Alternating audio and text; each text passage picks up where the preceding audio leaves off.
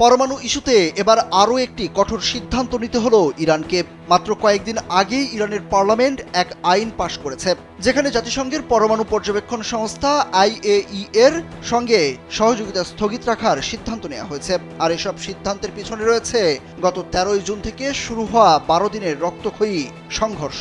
ওই দিন ইসরায়েল ইরানের সামরিক, পারমাণবিক ও বেসামরিক স্থাপনাগুলোর ওপর বিমান হামলা চালায়। ইরানের স্বাস্থ্য মন্ত্রণালয়ের তথ্য অনুযায়ী এতে কমপক্ষে 606 জন নিহত এবং 5332 জন আহত হয়েছেন। এবার জাতিসংঘের পরমাণু পর্যবেক্ষক সংস্থা IAEA এর প্রধান রাফায়েল মারিয়ানো গ্রোসিকে আর ইরানে ঢুকতে দেওয়া হবে না বলে জানিয়েছেন ইরানের পররাষ্ট্রমন্ত্রী আব্বাস আরাকচি। RICL TMX, যুগের পর যুগ স্থাপনা থাকে মজবুত। একই সঙ্গে সংস্থাটিকে ইরানি পরমাণু সংস্থাগুলোতে নজরদারি ক্যামেরা বসাতেও দেওয়া হবে না বলে জানিয়ে দেওয়া হয়েছে।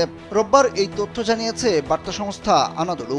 সরকারি বার্তা সংস্থা IRN এর বরাতে পররাষ্ট্রমন্ত্রী আব্বাস আরাকচি বলেন, তারা আন্তর্জাতিক পরমাণু সংস্থাকে তাদের পারমাণবিক কেন্দ্রে কোনো ক্যামেরা বসাতে দেবে না। সংস্থার মহাপরিচালক রাফায়েল গ্রোসির ইরানে প্রবেশও নিষিদ্ধ থাকবে।